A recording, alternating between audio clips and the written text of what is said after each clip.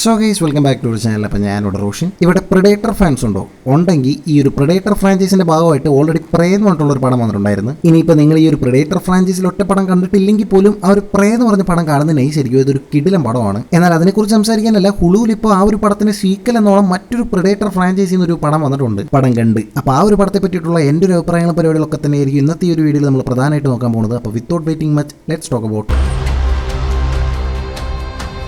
1.5 മണിക്കൂറിനുള്ളിൽ 3 ടൈം പീരീഡ്സിലായിട്ട് നടക്കുന്ന രീതിയിലാണ് ഈ ഒരു കഥ സെറ്റ് ചെയ്തിട്ടുള്ളത്. 3 ടൈം പീരീഡ്സ് എന്ന് ഞാൻ പറയുമ്പോൾ ഈ ഒരു വൈക്കിങ്സ് ഒക്കെ ജീവിച്ചിരുന്ന ആ ഒരു പീരീഡിൽ പ്രെഡേറ്റർ വന്ന് എങ്ങനെ ഇരിക്കും, അവിടെ നിന്ന് എങ്ങനെ ഈ ഒരു ജാപ്പനീസ് സമുറായി സിസ്റ്റം ഒക്കെ നിലവിൽ നിന്നിരുന്ന ആ ഒരു ടൈമിൽ പ്രെഡേറ്റർ വന്ന് എങ്ങനെ ഇരിക്കും, അവിടെ നിന്ന് അങ്ങനെ 90s ഈ ഒരു വാർഷിപ്പ് പരിപാടികളൊക്കെ ഇല്ലേ, ആ ഒരു ടൈമിൽ പ്രെഡേറ്റർ വന്ന് എങ്ങനെ ഇരിക്കും. കേൾക്കുമ്പോൾ തന്നെ സംഭവം ഇച്ചിരി ഇൻട്രസ്റ്റിംഗ് ആയിട്ട് തോന്നില്ലേ? ഈ ഒരു ഇൻട്രസ്റ്റിംഗ് ഫാക്ടർ പൂർണ്ണമായിട്ട് ഈ ഒരു 1.5 മണിക്കൂറിൽ എന്തൊക്കെ കാണിക്കാൻ പറ്റുമോ അതൊക്കെ കൃത്യമായിട്ട് കാണിച്ചൊരു പടമായിട്ടാണ് ഈ ഒരു കില്ലർ ഓഫ് കില്ലേഴ്സ് പടം എനിക്ക് തോന്നിയിട്ടുള്ളത്.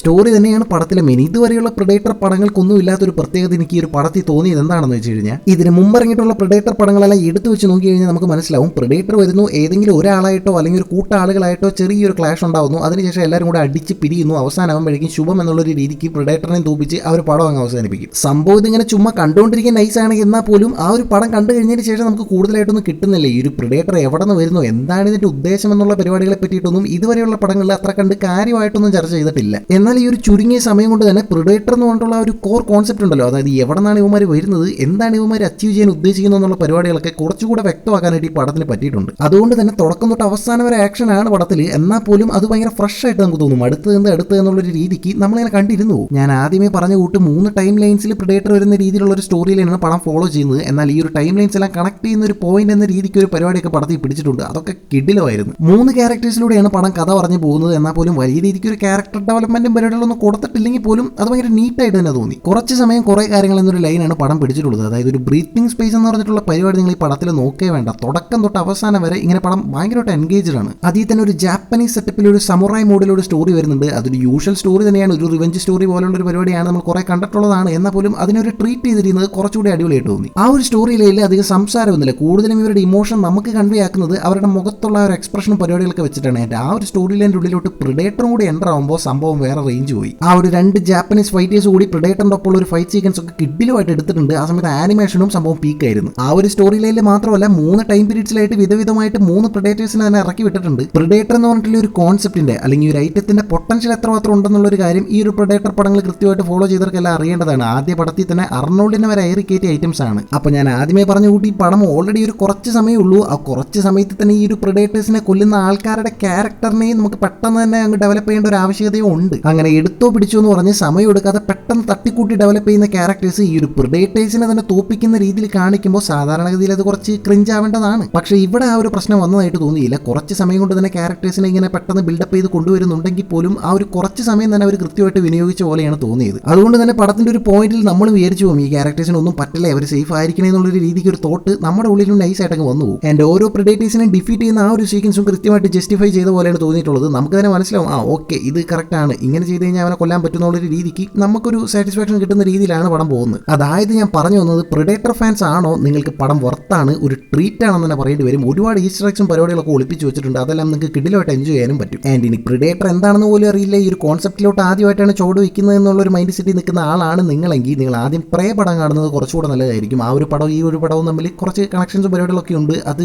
ആ ഒരു പടം കണ്ടതിന് ശേഷം ഇത് കാണുമ്പോൾ കുറച്ചുകൂടി വർക്കൗട്ട് ആവും. നെഗറ്റീവ്സ് എന്ന രീതിയിൽ പറയാനാണെങ്കിൽ അങ്ങനെ കാര്യമായിട്ട് നെഗറ്റീവ്സ് ഒന്നും പറയാനൊന്നും ഇല്ലെന്നുള്ളത് തന്നെയാണ് സത്യം. പടം തുടങ്ങുമ്പോൾ അവർ മുമ്പോട്ട് വയ്ക്കുന്ന ഒരു കോൺസെപ്റ്റ് ഉണ്ട്. ആ ഒരു കോൺസെപ്റ്റ് ഇൻട്രസ്റ്റിംഗും ആണ്. ആൻഡ് ആ ഒരു ഇൻട്രസ്റ്റിംഗ് ഫാക്ടറിൻ്റെ ഉള്ളിൽ നിന്നുകൊണ്ട് കാണിക്കാൻ പറ്റുന്ന മാക്സിമം കാര്യങ്ങൾ ഈ ഒരു 1.5 മണിക്കൂറിൽ അവർ കാണിച്ചു തരുന്നുണ്ട്. സോ വലിയ നെഗറ്റീവ്സിനൊന്നും ഇവിടെ സ്കോപ്പ് ഇല്ല. എന്നാൽ പോലും ഈ ഒരു പടത്തിന്റെ പോസിറ്റീവ് സെക്ഷനിൽ പറഞ്ഞൊരു കാര്യം തന്നെ വേണമെങ്കിൽ ഒരു നെഗറ്റീവായിട്ടും പറയാനായിട്ട് പറ്റും. അതായത് ഈ ഒരു പടം ആനിമേഷനിൽ 1.5 മണിക്കൂർ കൊണ്ട് എടുത്തു വെക്കേണ്ട ഒരു പടമല്ല. ഇതിലെ കണ്ടന്റ് അത്രയും ഫ്രഷും ആണ്, അതുപോലെ തന്നെ ഭയങ്കര ഇൻട്രസ്റ്റിംഗും ആണ്. ആക്ച്വലി ഈ ഒരു ആനിമേഷൻ പടം എന്നുള്ളത് മാറ്റി ഇതൊരു ലൈവ് ആക്ഷൻ ആക്കി ഒരു 3 പടമായിട്ടൊക്കെ ഇറക്കാനുള്ള ഒരു കണ്ടന്റ് ഇതിനകത്തുണ്ട്. അല്ലെങ്കിൽ ഒരു സീരീസ് ആയിട്ടെങ്കിലും ഇറക്കാനായിട്ട് നോക്കായിരുന്നു. അങ്ങനെ വരുമ്പോൾ ഈ ഒരു ക്യാരക്ടേഴ്സിനെയൊക്കെ അവർക്ക് കുറച്ചുകൂടെ ഡെവലപ്പ് ചെയ്യാനായിട്ട് പറ്റുമായിരുന്നു. ഇനിയിപ്പോൾ പ്രെഡേറ്റർ ബാഡ്ലാൻഡ്സ് എന്ന് പറഞ്ഞിട്ടുള്ള ഒരു പടമൊക്കെ വരുന്നുണ്ട്. ഈ ഒരു പ്രെഡേറ്റർ യൂണിവേഴ്സിലെ തന്നെ ഒരു എൻഡ് ഗെയിം എന്നൊക്കെ വിശേഷിപ്പിക്കാൻ പറ്റുന്ന അല്ലെങ്കിൽ അത്രയധികം ഇമ്പോർട്ടൻസ് ഉള്ള ഒരു പരിപാടിയാണ് ഈ ഒരു ബാഡ്ലാൻഡ്സ് പടത്തിലൊക്കെ വരാനായിട്ട് പോകുന്നത്. സോ അങ്ങനെ ഒരു പടത്തിലോട്ട് കടക്കുന്നതിന് മുമ്പ് ഇതുപോലെ കുറച്ച് പടങ്ങൾ മുമ്പോട്ട് വന്നെങ്കിൽ ഈ ഒരു യൂണിവേഴ്സ് കുറച്ചുകൂടി സ്ട്രോങ് ഒക്കെ ആയിരുന്നു. ആക്ച്വലി പ്രേയുടെ ഡയറക്ടർ തന്നെയാണ് ഈ ഒരു പടത്തിന്റെ റൈറ്റിംഗ് സൈഡിൽ വർക്ക് ചെയ്തിട്ടുള്ളത്. ആൻഡ് പുള്ളി തന്നെയാണ് ഇപ്പോൾ പ്രെഡേറ്റർ ബാഡ്ലാൻഡ്സും എടുത്തുകൊണ്ടിരിക്കുന്നത്. സോ പുള്ളിക്ക് നല്ലൊരു വിഷൻ ഉണ്ടെന്ന് തോന്നുന്നു. ഈ ഒരു പ്രെഡേറ്റർ പരിപാടി കുറച്ചുകൂടെ വൻ സെറ്റപ്പ് ആക്കാൻ പുള്ളിക്ക് ഒരു ഐഡിയ ഉണ്ട്.